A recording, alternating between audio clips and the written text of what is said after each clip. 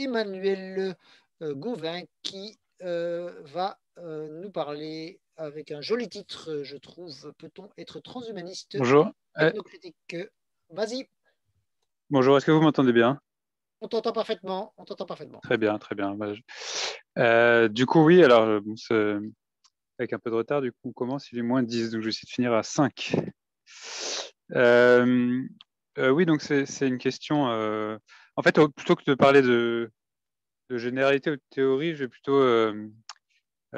voulais plutôt parler d'expérience personnelle, donc plutôt de parcours un peu de vie, mon parcours en l'occurrence. Et je pense que c'est un éclairage un peu différent sur les rapports entre écologie et transhumanisme, mais je pense que on est en fait pas mal assez nombreux finalement à l'AFT, à avoir les deux casquettes, écologistes et transhumanistes, ou en tout cas d'avoir commencé par l'écologie ou par le transhumanisme, et puis de s'être intéressé aux deux sujets. Bah, je pense à Didier Kernel, évidemment. Mais moi-même, en fait, j'ai connu le transhumanisme assez tard. Donc j'ai 37 ans, j'ai connu à 27 ans, donc il y a 10 ans. Et bon, avant, je ne savais même pas que ça existait ou que ces questions étaient technologiquement possibles, en fait. Et, et avant, j'étais écologiste, en fait. Donc, je votais aux élections, je votais écolo. Et bon, le système électoral français fait que mon vote n'a pas souvent, disons, eu de résultats dans les urnes. C'est-à-dire, en fait, parallèlement à ça, je me suis aussi intéressé disons, à la Constitution, au fait que la France est une république très présidentielle, avec finalement un Parlement qui n'a pas beaucoup de pouvoir, et qui n'est pas très représentatif de la population. Du coup, j'étais vaguement mécontent, disons, de la place des écologistes, mais en tout cas, ma première orientation politique était écologiste. Et dans mon travail, donc je suis architecte, urbaniste à la base, même si il y a quelques années, en fait, après avoir connu le transhumanisme, j'ai en fait décidé de faire du transhumanisme, en tout cas de changer d'orientation en rapport avec les technologies émergentes. Donc, j'ai décidé de devenir développeur, programmeur, ce que j'ai fait pendant plusieurs années. Mais de manière intermittente, j'ai toujours gardé un pied dans l'urbanisme. Et ce qui est intéressant, je pense, de remarquer à ce niveau-là, c'est que j'ai mes deux vies, en fait, mes deux centres d'intérêt. Je dirais l'écologie est appliquée, en fait, parce qu'en urbanisme, on parle tout le temps d'écologie. Parfois, ça frôle le greenwashing, on en parlait tout à l'heure. Mais il y a toujours un rapport à la ville, à la manière de consommer, à la manière d'être. Finalement, l'urbanisme, c'est proche de la politique, ça touche beaucoup à la politique. Et, et, euh, et grosso modo, dans mon travail, j'ai toujours défendu en fait des villes économes en énergie. C'est pourquoi d'ailleurs les urbanistes sont en général choisis. C'est pour ou les architectes, c'est pour prendre en compte en fait la dimension environnementale. Et très tôt, en fait, je me suis rendu compte que l'architecture, le domaine du bâtiment, était extrêmement consommateur de ressources et d'énergie. Il y a 40% des déchets qui sont produits par le secteur du bâtiment. Donc très vite aussi, j'ai relativisé en fait je dirais la culpabilité qu'on met souvent peser sur les consommateurs individuels. En réalité, dans un bâtiment neuf, il y a une quantité de plastique notamment qui est assez impressionnante.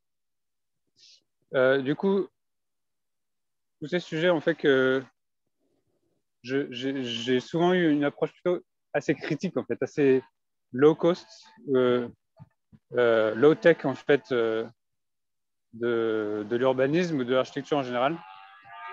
Alors, c'est vrai que l'architecture, c'est pas quelque chose de très technologique, c'est resté un artisanat, même s'il y a des tentatives. Je me suis intéressé d'ailleurs d'industrialisation. Enfin, depuis les années 60, c'est assez vieux, même avant. Mais malgré tout, ça reste un artisanat. Et en fait, ce qui est intéressant, c'est que de l'extérieur, ça pourrait paraître un peu une sorte de double discours, parce que je suis assez abondantiste aussi, c'est-à-dire que je crois à une société d'abondance possible, en fait. Et en même temps, c'est vrai que au jour le jour, enfin, dans ma vie quotidienne, en tant que consommateur, je consomme très peu. Je suis pas du tout le profil du geek technophile qui va acheter le dernier smartphone. Je crois que mon premier smartphone, je l'ai acheté en 2014, 2015, donc peut-être 7 ou 8 ans après le premier iPhone. J'étais vraiment pas du tout. Dès que quelque chose sort, j'attends en fait moins une dizaine d'années avant de l'adopter, donc je suis pas du tout on appelle les early adopters. Et voilà, j'ai pas de voiture. J'ai été militant anti-voiture pendant longtemps et je suis toujours d'ailleurs.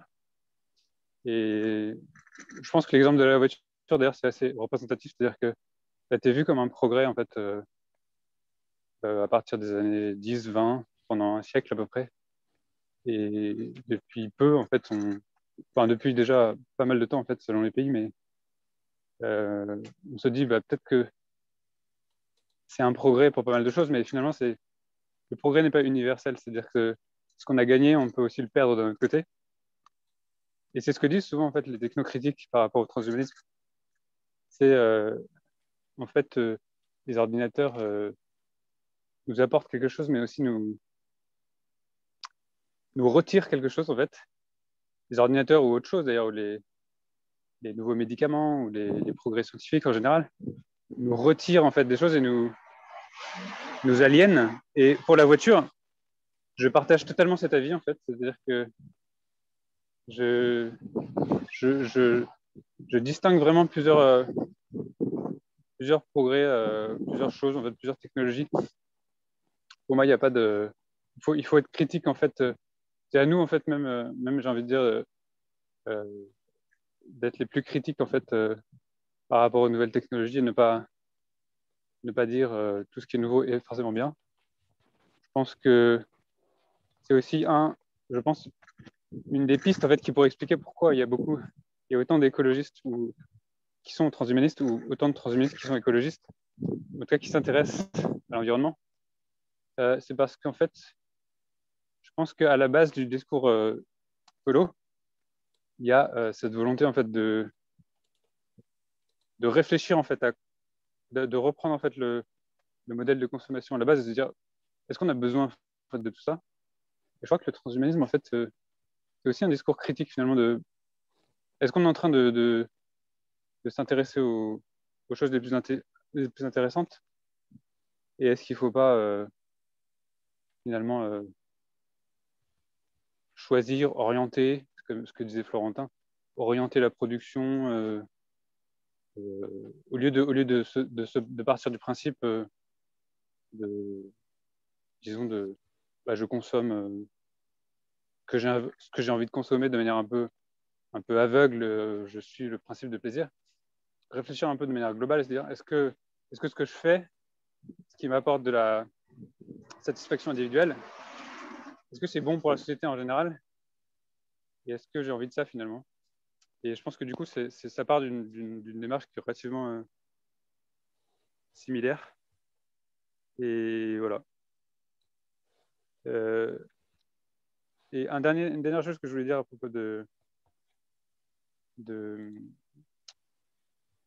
je dirais, du combat anti-voiture et anti-ordinateur, c'est que, enfin, pour moi, il y a vraiment une sorte de parallélisme en fait entre la voiture et l'ordinateur. Ça a eu les mêmes critiques en fait. On pourrait faire les mêmes critiques aux deux objets. Souvent, les technocritiques reprochent les mêmes choses. Alors, c'est des choses qui sont des objets de consommation qui sont très sont très visibles, ce sont parfois des objets en fait, ostentatoires, qui représentent beaucoup d'argent au final, des parties importantes de l'économie. Et les deux sont accusés de déshumaniser en fait les rapports humains, de déshumaniser la société de manière générale, de nous enfermer en fait dans des bulles.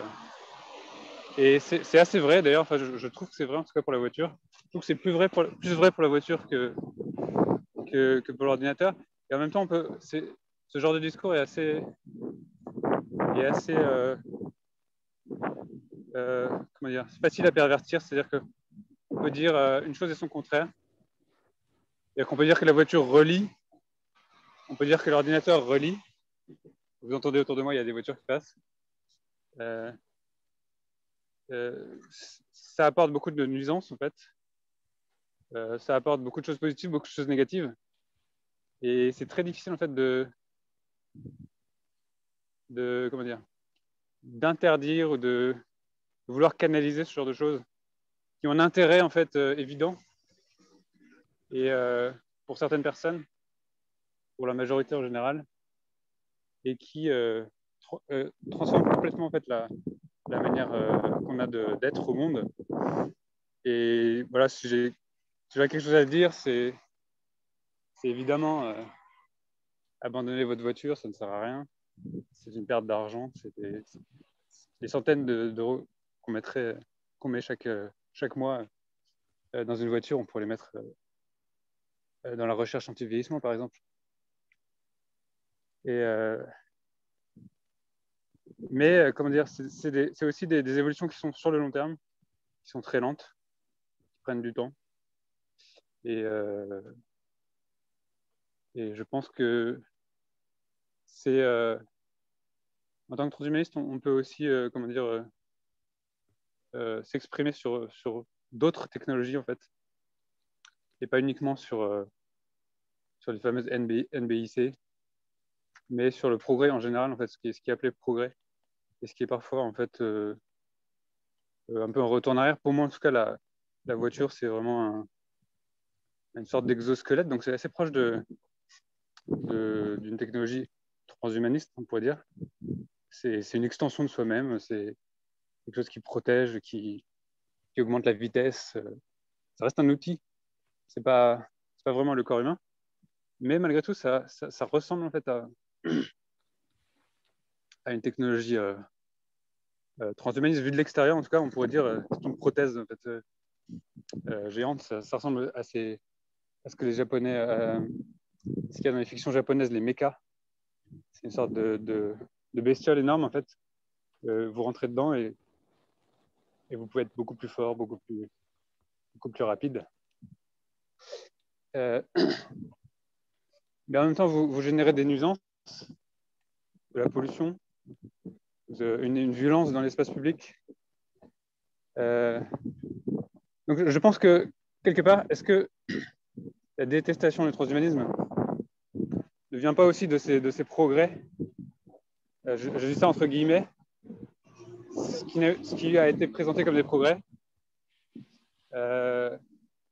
et qui, au final, en fait, ont eu un impact très négatif dans la qualité de vie dans nos villes, qui ont fait un nombre de morts assez impressionnant.